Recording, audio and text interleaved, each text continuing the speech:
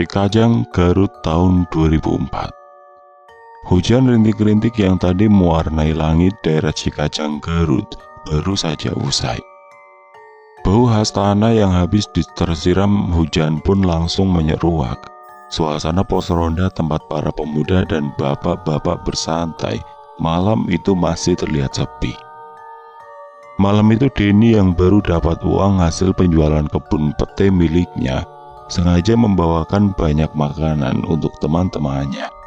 Tidak lupa juga rokok dan miras yang akan mereka nikmati bersama semalaman.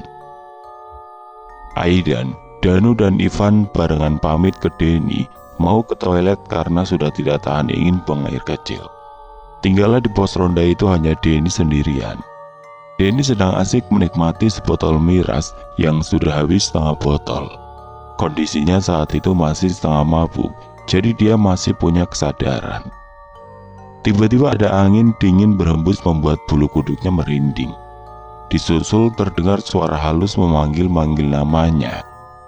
"Kak Denny, Kak Denny," kata suara halus itu. Denny yang sedang mengunyah kacang langsung terdiam dan menghentikan mengupas kulit kacang. "Itu suara siapa ya? Kenapa suaranya kayak anak perempuan?" gumam Denny. Awalnya Denny tidak menghiraukan karena menyangka itu mungkin saja ulah teman-temannya yang iseng untuk menakut-nakutinya. Akan tetapi suara halus mirip suara perempuan itu pun kembali terdengar. "Kak Denny, Kak, tolong saya. Tolong cabut gunting yang ada di perut saya." Meski suaranya terdengar halus, tetapi tetap saja menggigitkan bulu kuduk. Disusul kemunculan sosok anak perempuan dengan rambut awut-awutan, badan bersimbah darah, dan sebuah gunting yang masih tertancap di perutnya berdiri tepat di depan Denny. Denny langsung pelingsatan. Dirinya mulai dijajah oleh rasa takut yang sudah tidak bisa lagi dia sembunyikan. Denny tidak mengenal sosok anak perempuan itu sebab wajahnya penuh luka. Tapi anehnya kenapa dia tahu nama Denny. Ampun, jangan ganggu aku, pergi," ucap Denny yang ketakutan dengan tubuh gemetar. Seraya menutupi wajahnya dengan kedua tangannya. Saking tidak bisa lagi menahan rasa takut melihat sosok anak itu, Denny sampai kencing di celana. Bau pesing pun sontak tercium, lalu tiba-tiba suasana berganti senyap. Sosok itu pun menghilang begitu saja, disusul kedatangan Aidan, Ivan, dan Danu, yang langsung menegur Denny. Kamu kenapa, Dan? Kok gemetaran begitu?" tanya Aidan. "Iya nih, kayak habis lihat setan aja loh," sahut Danu mengejek Denny. Ucapan Danu ini disambut tawa oleh Aidan dan Ivan. Denny membuka kedua tangannya yang tadi menutupi wajahnya, lalu celingukan ke kiri dan ke kanan. "Syukurlah, sosok anak perempuan tadi udah gak ada," ucap Denny lega. Namun pemuda itu tetap tidak bisa menyembunyikan sisa-sisa rasa takut yang masih terpancar dari wajahnya. Ketiga temannya hanya saling pandang melihat tingkah aneh Denny. Mereka sempat memaksa Denny untuk bercerita, akan tetapi ujung-ujungnya malah menertawakan Denny yang kencing di celana. Sementara itu di hari yang lain, tidak jauh dari lokasi rumah kosong perbatasan desa, teror sosok anak perempuan itu kembali berulang. Malam itu Bu Siti dan Pak Junet terpaksa pulang tengah malam. Mereka harus ikut mengantar Rita, menantu mereka yang sedang hamil mengalami pendarahan ke puskesmas terdekat. Rita ditemani Ajat suaminya naik mobil ambulan, sedangkan Bu Siti menyusul mereka dibonceng motor oleh suaminya.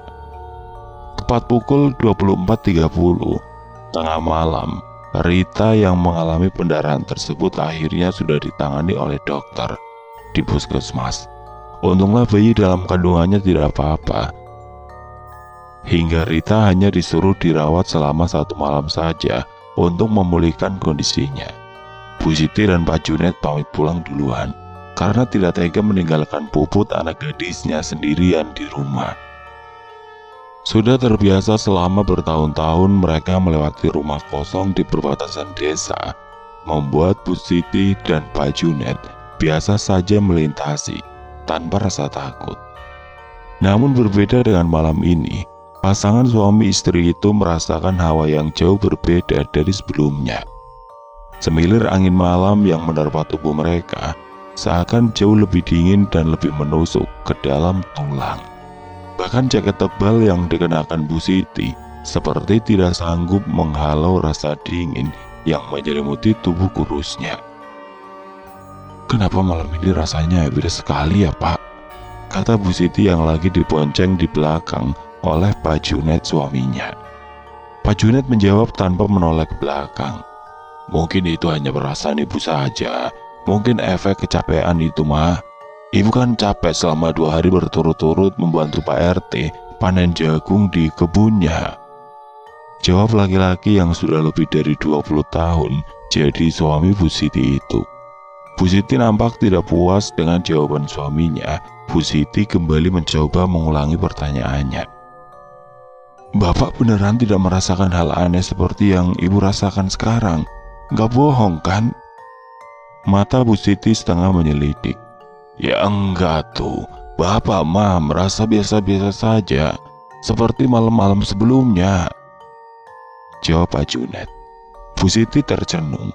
Bu Siti benar-benar merasa yakin kalau yang dia rasakan itu nyata adanya. Sejak Bu Siti dan suaminya hendak melewati rumah kosong tersebut, dia merasa seperti akan terjadi sesuatu. Semakin mendekati rumah kosong tersebut, perasaan Bu Siti makin tidak enak. Dia merasa ada sesuatu yang tidak terlihat sedang memata-matai mereka berdua.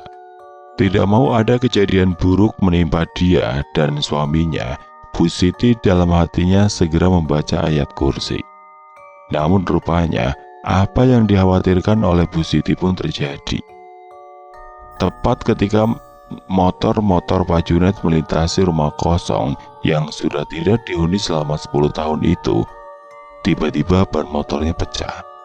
Suara ban yang pecah sempat mengagetkan mereka berdua. Pak Junet langsung menghentikan motornya dan meminta sang istri untuk turun sebentar, karena dia mau memeriksa kondisi ban motornya. Pak Junet pun berjongkok di depan ban motor belakang yang tadi diduga pecah. "Kenapa, Pak?" tanya Bu Siti. "Sepertinya ban motor belakangnya pecah, Bu. Mungkin tadi tertusuk paku atau benda runcing di jalan," jawab Pak Junet seraya mengecek ban belakang motornya. "Duh Gusti, kenapa bisa sampai pecah segala tuh? Mana kita masih berada di sekitar rumah kosong ini," keluh Bu Siti. Bu Siti sudah tidak bisa menyembunyikan kegelisahannya. Rasa khawatir tergurat jelas dari wajahnya yang sudah dipenuhi keriput itu. Akan tetapi reaksi berbeda justru ditunjukkan oleh Pak Junet dalam kondisi yang tidak menguntungkan mereka di malam itu. Pak Junet tetap terlihat tenang. Pak Junet mencoba meredam rasa khawatir sang istri dengan menenangkannya. "Sabar atuh Bu, ini kan hanya pecah ban biasa. Ibu juga kan tahu ini bukan pertama kalinya motor Bapak mengalami pecah ban," saut Pak Junet seraya mengalihkan pandangan ke Bu Siti yang berdiri di sampingnya. "Iya Ibu tahu, tapi kalau pecah bannya tengah malam seperti sekarang, mana mungkin Ibu bisa tenang atuh Pak. Mana Ibu kepikiran anak kita si Puput yang hanya sendirian di rumah." Kembali keluhan Bu Siti terdengar. Tapi Pak Junet lebih memilih untuk tidak menanggapi. "Malam ini kita terpaksa jalan kaki Bu. Bapak tidak membawa ban cadangan. Biar Bapak yang menuntun motor, Ibu jalan di depan Bapak ya," kata Pak Junet. Bu Siti tidak menjawab, tapi langsung berjalan di depan suaminya. Baru berjalan beberapa langkah, Bu Siti merasakan bulu kuduknya merinding. Sayup-sayup Bu Siti seperti mendengar suara orang meminta tolong dari dalam rumah kosong. Bu Siti spontan menghentikan langkahnya untuk memastikan bahwa apa yang dia dengar barusan tidak keliru. Pak Junet yang memperhatikan gerak-gerik istrinya merasa heran kenapa Bu Siti malah berhenti. Katanya tadi ibu ingin buru-buru sampai di rumah, khawatir sama Puput. Kenapa sekarang malah berhenti sih, Bu? Tanya Pak Junet yang mau tidak mau, jadi ikut menghentikan langkahnya. Bu Siti tidak langsung menjawab, malah memberi isyarat dengan jari telunjuk kanannya, seakan minta Pak Junet jangan berisik. Jangan berisik atuh Pak, ibu tadi seperti mendengar suara anak perempuan minta tolong, tapi datangnya dari arah sana, sahut Bu Siti sambil menunjuk ke arah gelapnya rumah kosong yang memang tidak pernah diberikan penerangan. Konon setiap kali rumah kosong itu dipasang lampu oleh warga, pasti lampunya akan pecah atau meledak sesaat setelah dipasang. Entah sudah berapa kali warga mengganti lampunya sampai akhirnya mereka jadi kesal sendiri.